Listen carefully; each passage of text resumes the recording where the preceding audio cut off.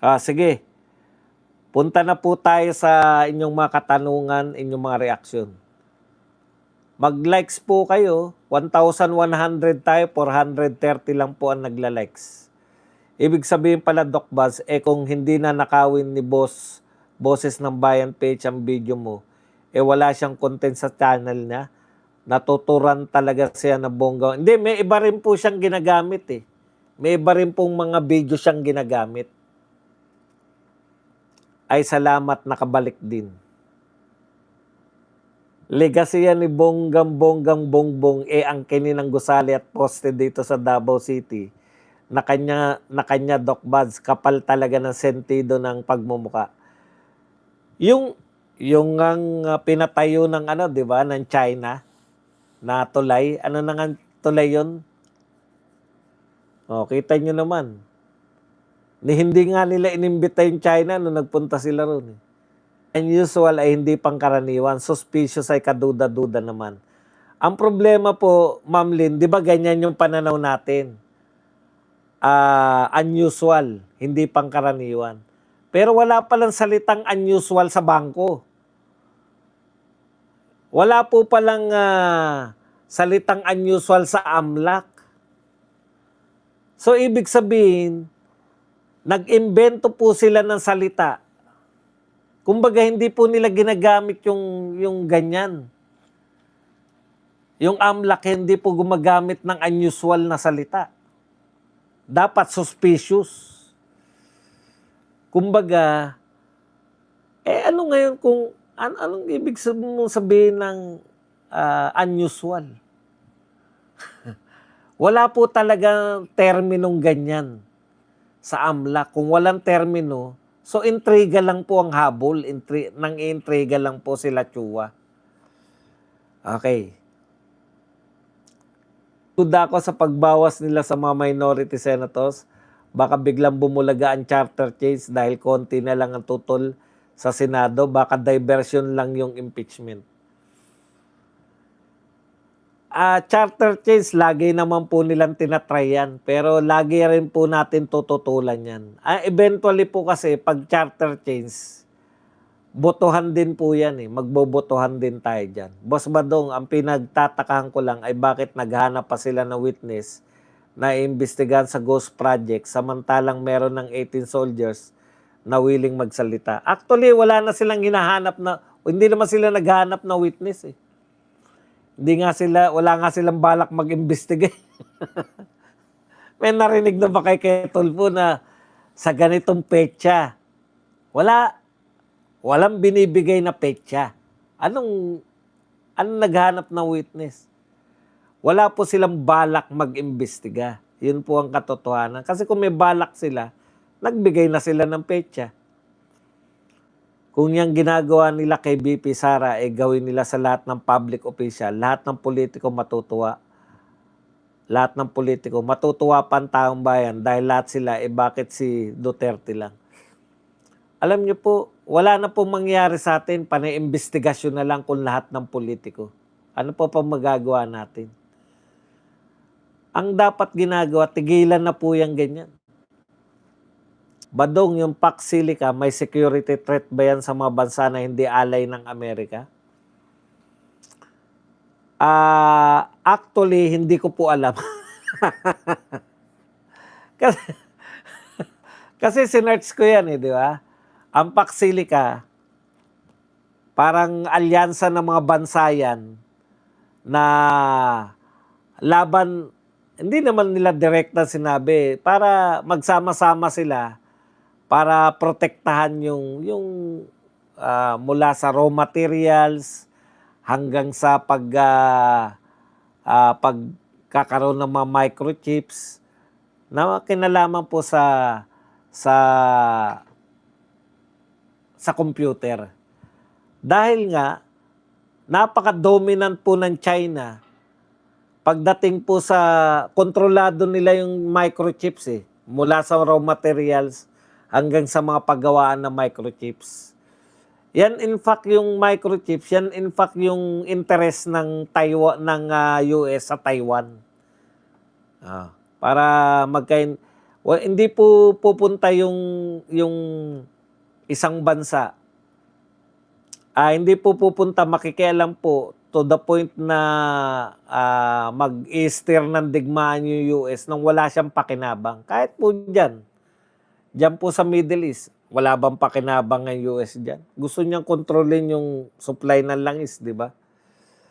Yun po yun. Kaya po yan, mahaba pa pong usapin yan. Hindi po yan immediate. Ang problema dyan, future, gusto natin, tutulan na ngayon, hindi pa natin gano'n naunawaan. Hindi po yan isang itatayo dyan, hindi po yan isang pabrika. Malaki pong usapin yan kasi alyansa ng mga bansa, etc. etc. Kung dyan po tayo magpo-focus ng protesta, baka parang protesta ng nuclear energy yan nung araw. Tinutulan, ang dami nagprotesta sa Bataan Nuclear Power Plant. Pero lahat ng mayayamang bansa, halos lahat ng mayayamang bansa, may nuclear energy. Dahil yun po ang pinakamura, pinakamalinis. Tayo lang hindi sumunod dahil ang dami nagprotesta eh. To the point na baka nagpo-protesta niyan. Yung mga may control ng kuryente. Ayaw nila ng murang kuryente, di ba? Di natin alam eh. Oh. Kaya hindi tayo nag-nuclear power plant. Kaya yan, masyadong mabusisi yan. Aralin muna natin maigi ang paksilika na yan at hindi po yan isang pabrika na itatayo lang o ano. Marami pong kadikit yan. Kaya ang sabi ko nga, pukusan natin ng protesta, ito pa rin flood control. Kasi dami na nakaw dito sa atin. Okay. Boss, alam ko you are interrupted. Pero ano sa tingin mo, boss, ang Bayan PH channel? Is it unusual or suspicious? Ako, normal po yan na gusto ng mga tao na kumita di ba? Gamitin ko kaya tong yung mga videos ni Badong tapos pumatok siya. Ang daming niyang kinikita, ang daming pumapasok. Nasiyahan, wala naman sumisita sa kanya kasi kailan lang ba niyo nagsabi yan sa akin nung kahapon lang yata niyo nasabi yan na may gumagamit ng ganyan. Marami pong gumagamit kaya lang pag nakita ko pong maliliit na channel, eto ang laking channel na ang lalaki ng views kaysa sa akin Nakatulong na ako sa kanya. Magtrabaho na siya ng maayos. Hindi po pwede yung habang buhay kang aasa sa yung People's Village ng Davao na Malacondo, yung istruktura. Kung gusto ka mag-avail ng unit ay dadaan ka sa Pag-ibig. 2019 pa yung pinapatayo at nag-July 2026 ay binisita agad ni BBM after SONA. Bakit hindi tinuloy ang investigasyon sa flood control anomaly? Baka madadali sila dahil sangkot din sa kalokohan. Hindi ba nga, si Erwin Tulfo sinasabi na may, di ba, kung hindi ako nagkakamali, seron sa sinasabing tumanggap Kung ako po yun, kung ako po senador, pinagbintangan po ako, papatawag ko yung di ba, mas lalo akong gagana, lalo na ako Blue Ribbon Chairman, mas lalo akong gaganahan na ipatawag sila to confront them. Ano yung sinasabi nyo na nakatanggap ako ng maleta? Di ko na matandaan gaano. Parang ang alam ko, kasama siya Paki-correct nyo lang po ako. Kasama siya sa mga nabigyan di umano. Binara ni Escudero si Dilima.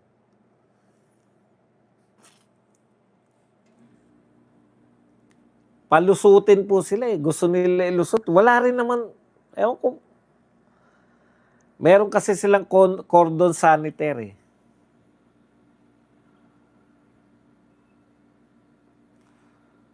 Alam niyo po, eto nga, yung Paxilica po, hindi ko maintindihan kung bakit.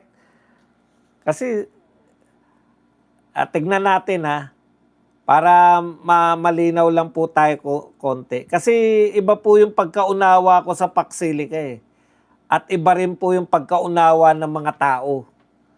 Paxilica is US-led international coalition coalition po to ng mga bansa na pinamumunuan ng US.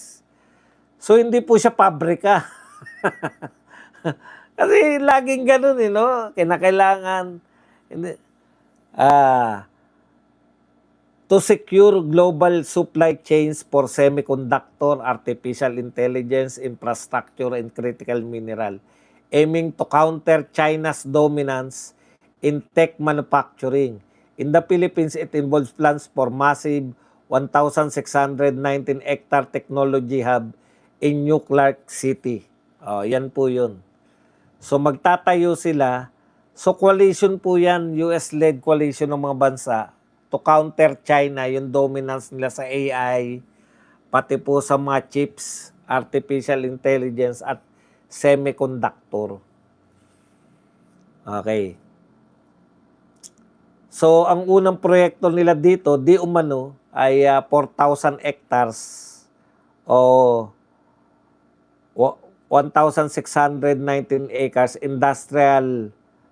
Ang tawag nila dyan ay technology hub. Yan. Ngayon, ang sinasabi, kakapusin tayo ng tubig, wala po akong problema dyan. Tumutol, yung mga dapat tumutol. Mga environmentalist o kung sino man yung gustong tumutol. Basta tutok ako rito sa flood control. Ganun po talaga, kanya-kanyang cause yan. Hindi po, wala po tayong pilitan. Meron po LGBTQ. Okay lang po yan. Paglaban nyo kung kayo tomboy, bakla, o trans kayo, may karapatan po kayong paglaban yan. Ganun lang din po yan. Ito po nakita ko, nakita ko po na tayo po ay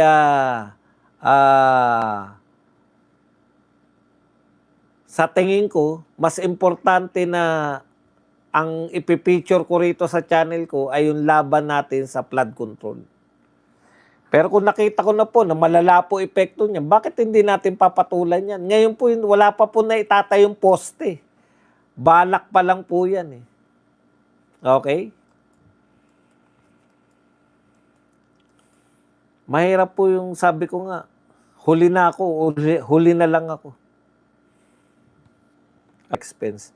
Magtatayo nga ng paggawaan para sa Thailand. Parang sa Thailand. Pinagtatawanan si BP dahil sa pronunciation instead of Paxilica ay fax sila. Baka ang ibig niya sabihin, paksi lang mga prosecutor, paksi lang mga buhaya, paksi lang first family, di kaya. Very honest naman po si BP Sara di ba? Sabi niya, hindi niya alam. No comment siya. Kaya nga, kung pinoproblema nila yung no comment ni BP Sara, ano na, hindi po naapektuhan si BP Sara niya. Doon na naman kayo sa bobo si BP Sara. Wala po naniniwala sa inyo. Kasama si Erwin Boss. Wow.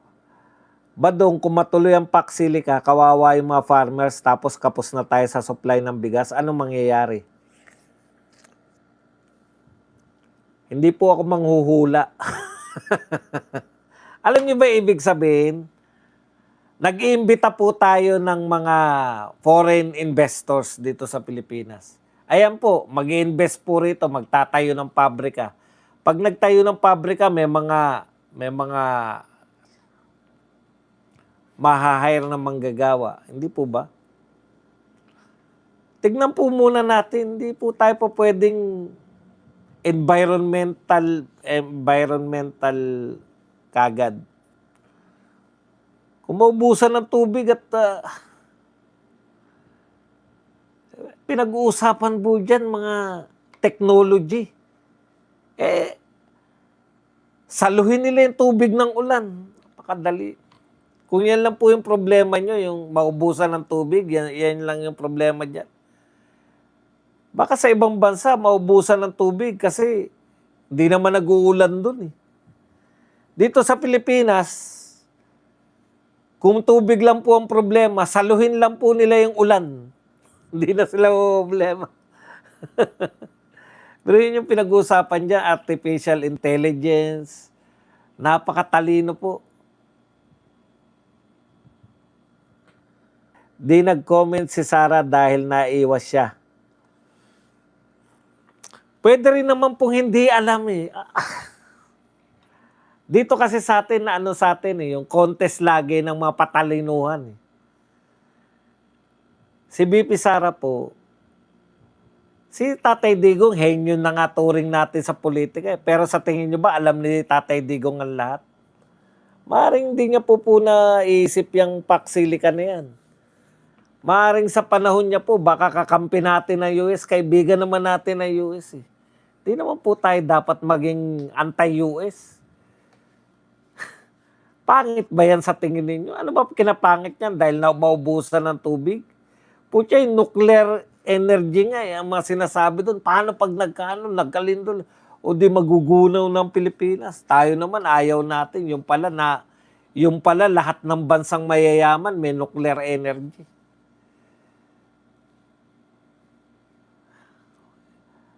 Sige po, ano pa po yung tinututol nyo riyan? Sa totoo lang, tubig lang ba? Kung pinag-uusapan po diyang high-tech, bakit hindi po nila maiisip na, alam niyo ang problema natin dito sa Pilipinas, pag umulan baha, pag tag-init walang tubig. Ang problema pa nga, baha, tapos walang tubig sa gripo. Saan ka nakakita napaka-contrast? 'Di ba? Sa ibang bansa, kaya walang tubig sa gripo kasi drought, wala talaga silang tubig. Dito sa atin, may baha pero walang tubig sa gripo. Kita niyo po yung problema natin. Hindi naman natin dapat pinoproblema yun. Ang namumblema lang po dapat sa tubig. Yung mga lugar na hindi binabaha. Sa atin nga, baha problema natin. Yung ideya po ni BBM na yung baha ay pwede magamit, pwede po talaga yun. Kaya kung yan lang po ang problema nyo riyan, halimbawa, yan lang ang problema nyo. Halimbawa, mag-hire yan ng isang 10,000